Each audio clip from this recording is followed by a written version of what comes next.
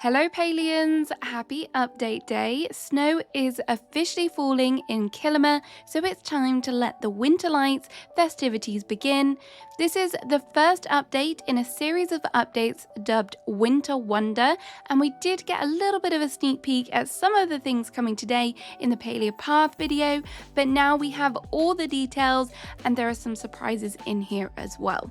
It is definitely a lot of stuff coming, so prepare yourself. We could be here a while, so I'm going to say let's get straight to it. Don't forget to like and also subscribe if you want more Palia content, but here is all the good stuff coming in today's update.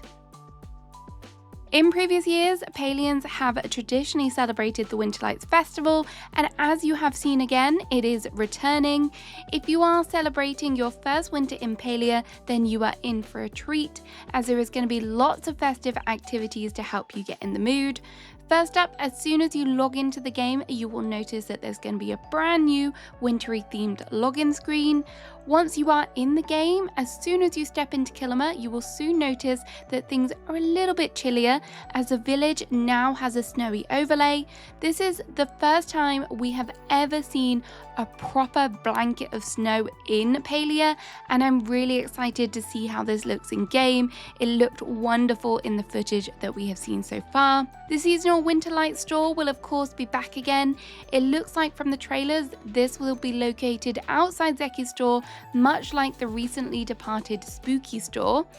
In the store, you will find all of the returning winter decor items from previous years, which includes trees, ornaments, presents, and some pieces to host the perfect Winterlights feast. There are also some brand new pieces coming, including icicles, which are roof decor items, and these are compatible with the Alchemist Cottage and the new Mayor's Home line. We will talk about that new Mayor's Home line a bit more later on, so don't worry, but these are going to just be nice little decorations that will help give your home plot that wintry feel. Another feature that I will explain more in this video is tints, but there will also be a wintry tint that you can purchase from this store. There are some other items that will also be available to buy once you have completed the relevant quests and bundles. Next up is Zeki's Winterfest Challenge. This one is a returning feature, and this is where players receive cryptic hints about where Zeki has hidden 7 treasure chests into their mailbox, and it is your job to find them all, and if you do, you will be rewarded with some goodies. You may have seen from the roadmap that we are getting a winter variant of some of the log and camping furniture, and some of these items will actually be hidden in the chests, and if you find them all, then you will be able to buy the recipes from the Winterlight store. We have had confirmation from the dev team that these locations are new and not repeated from previous years, so it will be fun for all to find. The Winterlights questline has also had a refresh with some brand new rewards. The questline will also be able to be completed by new Palian players and old ones alike. For completing the Winterlights quest, the following recipes will be unlocked at the Winterlight store. These are the Winterlights candy ornament, Winterlights orb ornament, the Winterlight brass ornament, and the Winterlights icy tree topper. The monthly bundle has also had a festive makeover. For this, we will be helping Reth plan a special feast for Ashura, who is a little bit upset that his son cannot make it home for the Winterlights. As part of the preparations, you will need to help prepare some decorations, source some rare ingredients, prepare some dishes, and also collect some pretty presents. For completing the bulletin board this time around, you will receive the recipes for the String Lights Long, String Lights Corner, and the String Light Short. These lights are again items that you will be able to place on your walls, so you can add a nice glow to maybe your external walls of your house or your internal ones as well. As part of the bulletin board rewards, the recipes for Reth's ornament and Ashura's ornament will also be available in the store. These rewards will expire at the end of the month, and they have said they will be available again in the future, we just don't know when. And finally, we have something brand new for Winterlights 2025, and this is the Community Grow-a-Snowman event. This one was briefly explained in the Palia Path video, but now we have the full details. The event starts on December 9th at 10 a.m. PT, which is obviously going to be today, and then it ends on January 13th at the same time. That date may be a hint at the next update, who knows? But during this time, the community will be able to collect snowman plushies to help increase the size of a snowman in Kilima Village. To help the snowman grow, you will need to get your hands on the plushies, and to do this, you will have to collect Sandy Paws presents from doing your favorite activities, such as hunting, fishing, mining. The presents will contain things such as festive decor, snowballs. Don't worry, there will be no flashbang effects this year, hopefully anyway, a snowman plush, or even coal. Although coal is traditionally for badly behaved kids, in Palia it will also help towards crafting the snowman plushies, which you will be able to craft using 10 coal, 20 snowballs, 2 pieces of wood and 1 carrot.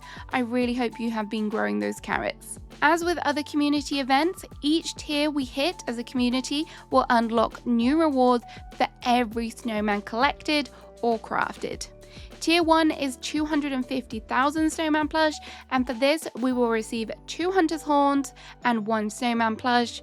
For 500,000 crafted, we will receive 1 super lucky coin and 1 big snowman plush. Tier 3 is 1 million, and the rewards will be 10 Taylor tickets and 1 snowman bigger plush. 2 million is tier 4, and that will award another super lucky coin and a snowman giant plush. And the top tier will be 3 million. For reaching this tier, there will be a Sandy the Powcat plush and the snowman giga plush. It makes sense that we will be awarded with the different sizes of the snowman plush, and I cannot wait to see a little snowman family in the game. One thing you may be confused by is that I said super lucky coin. This is not kind of a brain blip on my behalf. This is actually a new addition to Zeki's Wondrous Machine, and this comes with a huge upgrade.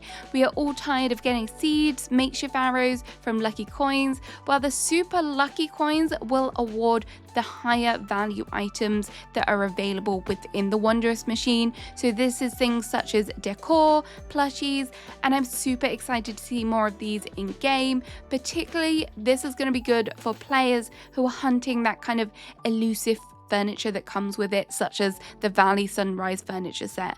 I know I could definitely do with more of that. So that is everything coming with the Winterlights Festival. There is definitely a lot there, but the good stuff does not stop there. Another huge feature coming with today's update is a whole rework of the Tint system. As it stands, in order to kind of change the color of the furniture you have in the game, you have to purchase expensive modification kits from the furniture store, but this has all been changed, as there are some exciting adjustments that make recoloring your furniture much more user-friendly. The first change is that when you put an item down in placement mode, you will actually have access to the Tint preview menu that allows you to see how the tint will look in the actual game, instead of a tiny little preview window that is only displayed in the modification bench. You will also be able to get a sneak peek at tints you don't currently own or have unlocked, meaning you can plan out what you're going to aim for next, or what your next kind of decor project is going to be. If you have enough of the desired tint crafted in your storage, you will also be able to directly apply it to your furniture piece when you are in this preview menu, which speeds things up quite a bit. After this update, the modification bench will be no longer, and it has now been transformed into the Tint Crafter. As we say goodbye to the bench, we also say goodbye to the modification kits. These will now be retired. Any kits you currently own will still be available in your inventory or storage, however, you can no longer obtain them and they will not work. If you want to keep them, you can, however, you can also sell them back for a full refund of gold. Going forward, tints will now be craftable at the Tint Crafter. Each tint has their own specific recipe and they will be made from resources that are found in the world, such as mushrooms, bugs, fish, and forageable. Each recipe will craft a set of 20 and they will not take up space in your storage, and they also cannot be sold. Every player will have access to the 6 original tints, which are of course the Alabaster, Autumn, Calathea, Classic, and Shore. Other tints will be unlocked in a variety of ways, which we will see as we kind of progress through the updates. We have seen in this update that the wintry tint will be available through the Winterlights festivities. However, some tints will also be purchasable from the guild stores. The Harmony tint can be bought from the Fishing Guild store, the Noir can be purchased from the Furniture Making Guild store, Olive can be found at the Foraging Guild store, Slate can be purchased from the Mining Guild store, and Violet will be obtainable from the Insect Guild store. If you are a new player, you must reach player level 10 in the skill in order to unlock the guild store for that specific skill. One important thing to know about the tint system is that once furniture has been tinted, it cannot then be placed in your storage. I know this will upset quite a few players, but the devs have said that the tinted furniture places a high strain on the player storage system. So this is kind of the trade-off they have made for a better tint system and to allow us to have more kind of tints going forward. I do expect that this means that we will be able to see a lot more furniture storage plots, so if you're kind of thinking how you will navigate this, I definitely recommend maybe having like a little IKEA section on a little bit of a plot if you do have a spare one. Whilst I do see the downsides of this thing, I do think overall the benefits of this new system is going to outweigh the kind of negatives of this, and it's going to be a huge change that will make decorators very happy, and the new tints is something that we have been begging for months. So I'm happy that we are going to be able to finally experiment more with them, and I think it will also mean that people get more creative with their plots, which I also cannot wait to see. Another addition that will hopefully make decorators very happy is the new home line. This option is the estate, which has been inspired by the mayor's house in Kilmer. Expect a lovely green hued roof, curved windows, and gorgeous details from this line. In total, there are 13 pieces to the home line. The standout pieces include 2 types of staircases, which is great if you're not a fan of the one with the alchemist cottage, then these will very much be appreciated. There is also an adorable roof windmill set, which I feel is very unique, and I love this piece. There is also a railing, which will be perfect if you decide to disable the roof, and then you can make a little kind of terrace area. It's nice to see more fencing options as always. The way we obtain this home line will vary from previous ways, as it is actually obtained through the brand new Kitsu Lunar Path, which I will go into detail more in just a moment, but to make it clear, these items are all free. They do not require a real life paid element. As you progress through the Lunar Path, you will then unlock the recipes for these new pieces. The housing line is compatible with the Alchemist Cottage, which is good. And another thing that will be available in the Lunar Path is the option for a home line upgrade. Once you have unlocked that part of the Lunar Path, this will allow you to increase the amount of homeline buildings you can have connected together, meaning you can create even grander homes. So we know the new home line will be added via the Lunar Path, but what exactly is it? The Lunar Path is essentially a progression system similar to a battle pass that is frequently seen in other games. There is one huge difference with the Palia system though, as there is no time pressure and it does not expire.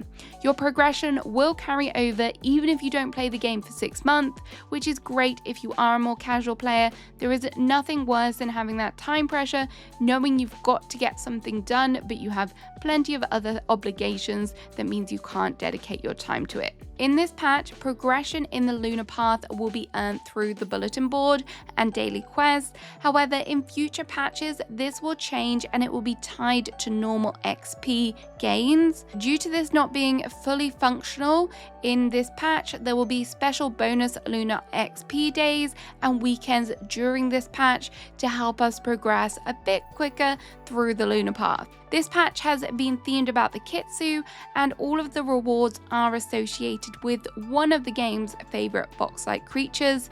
Each lunar path will have free content which requires zero payment, and also premium content which can be bought with Palia coins. We have had confirmation in the Palia Discord that to unlock the premium line of the lunar path, it will cost 1,975 Palia coins, but they have said that the content associated with the lunar path has over 8,000 Palia coins worth of items. The free earnable items will of course include the homeline items, but there is also an earnable ancient Kitsu t-shirt which is available with no added cost. Some of the other items in the path include a Kitsu onesie that comes in 2 variations, 3 variations of a special Kitsu plush, 2 types of Kitsu hats, a hoodie, a glider, a special Kitsu mailbox, makeup items, and also a sticker. If you want to progress quicker, there is also an option to pay extra Palia coins. That is obviously not obligatory. How you spend your money is totally up to you.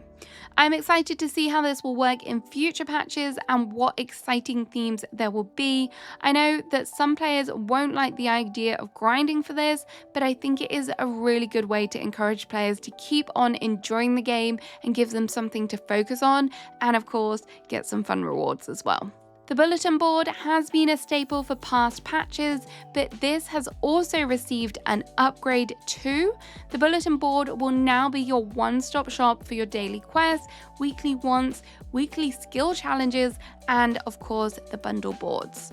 All of the activities featured in the bulletin board will reward bulletin board XP, lunar XP, Kilima coins, and villager reputation depending on the monthly bundle and the kind of theme with that. Dailies will award you with bulletin board XP, tailor tickets, lunar XP, and the weekly challenges will give you bulletin board XP and of course skill medals. As you begin to complete the activities, you will notice that you will progress through the bulletin board tracker and you'll be able to claim rewards. If you manage to complete the whole track, you will be able to collect up to 150 Kilima coins. But what can you spend Kilima coins on? Well, as this is a brand new currency, it would only be rude not to add a brand new catalog and shop. So this one you will find in City Hall, and it will have a variety of new items and returning iconic seasonal items that players will have previously missed out on. Each season the items will rotate, and for winter the items will include several flower nameplates that were previously only available during the Kilima Flower Bloom event. Other elusive items include last year's Lunar New Year rewards, which was the Naga's Blessing nameplate, the Naga plush, and also the Year of the Naga poster. However, some of the most exciting rewards are the new addition. This includes potions that can buff your infected essence collection, and one that boosts your chances of obtaining rare and legendary fish. There will also finally be a way for players to be able to purchase waterlogged chests, so if you have been searching high and low for makeshift items, this may be what you want to spend your coins on. There is also the option to buy rummaged goodie bags, which will give you the chance to include rewards obtained from rummage piles that you can find in both Kilima and Bahari. This may take a little while to get used to with all the different currencies and ways of earning XP, but again, this does seem like a great way for players to progress, and just by playing the game, and obviously we'll get some exciting rewards in return. It's also especially good if you have previously missed out on these time-limited items. Ranching has also had a few changes. Firstly, we are getting a very new creature. Yes, that was intentional. This animal is perfect for the winter season as it strongly resembles 2 animals you would associate with the season. This is called the Buva, and for taking care of the Buva, they will award you with fish from Kilima's waterways, and occasionally they may bring back special treats as well. The Buva do have a big appetite, but we have been assured that will be suitably rewarded for ensuring their stomach stays full. In addition to the brand new animal, there is also going to be brand new visual effect traits that will potentially be available for all of your animals. These effects include things such as auras, sparkles, and electric effects, so I cannot wait to see what they look like up against my favorite ranch animals, if they're not starving. I apologize. So there are the biggest changes, but what about some smaller additions? We obviously know that there is one brand new plush coming with this update. Of course, it is the adorable snowman plush set. However, the plushies do not stop there, as there is going to be a brand new series of Smarty Pods, which will be another variation of the OG potato pods. I'm assuming that the Smarty Pods will be obtained as kind of a new login reward. I also mentioned that there'll be new Kitsu plushes available in the Lunar Path. While these are not just going to be available from that means, you can also obtain them from mining. The Obsidian Kitsu plush will be a rare drop from mining iron and gold. The Caldera plush will be a potential drop from mining copper and silver, and the Rainbow Kitsu plush will be available from mining Palium and platinum. We also mysteriously saw new hairstyles added and then taken away, but you can actually earn 4 new hairstyles from today's patch and also 12 new makeup options. Each of these will cost 10 tailor tickets and they'll be available to buy from your wardrobe. I really hope you have been doing your dailies. I definitely haven't. Previously, we have also seen leaf piles enabled to be placed on roofs, and now the snow piles that are coming with the Winterlights store will also now be able to put on your roof, so you can have nice snowy rooftops. The devs have also implemented the server population changes that were discussed in the Palia path, which you will be able to find out more about in a link below. Another tiny change is that the quest pouch inventory has been renamed to key items. But wow, that is a lot of stuff. The devs really said Merry Christmas. With all that new content out of the way, it's time for a recap on some of the top bug fixes. If you want to see more bug fixes though, I have linked the patch notes below. There isn't as many kind of bug fixes this round, but if you previously experienced an issue with flow tree groves not spawning correctly, this should be resolved. The collision box around the cotton ball flower and some of the decor crop items have been removed, so we should be able to walk through them as normal now. Issues with the ranch's decor items not stacking have also been fixed. I have also noticed that the planters aren't stacking well either, so maybe that's something they need to fix in the future too. So that's the bugs fixes. Let's now talk about what items are coming to the premium store. There's definitely less new items coming to the premium store this month than we have seen previously, probably because of the Lunar Path. The outfit this patch is the Winter Warrior, which is a hat, top, bottom and face covering for 3,400 Palia coins. To match this outfit, there is also a Winter Warrior glider for 850 Palia coins and the Winter Warrior full tall skin set for 1,275 Palia coins. If you like the look of the Buvar, you can purchase them as individual pets for 1,275 Palia coins, and there are 3 variations including a holiday one. If you want to be able to use one of your own ranch animal Buvars as a pet, you can buy the license for 2,550 Palia coins. On the 16th of December, there is another wave of premium items, and the only thing coming with this update is the new campus chic outfit. The outfit includes a top and a bottom, and it consists of 3 outfit variations. It will cost 850 Palia coins each and 1,700 for the bundle. There we have it. There is everything coming in patch 0.198, and it is a lot. I'm going to have to write a list of things to try first so I don't become overwhelmed. I hope you enjoyed the update, and I'll see you again soon with another video. Let me know what you're most excited for in the comments. Bye bye!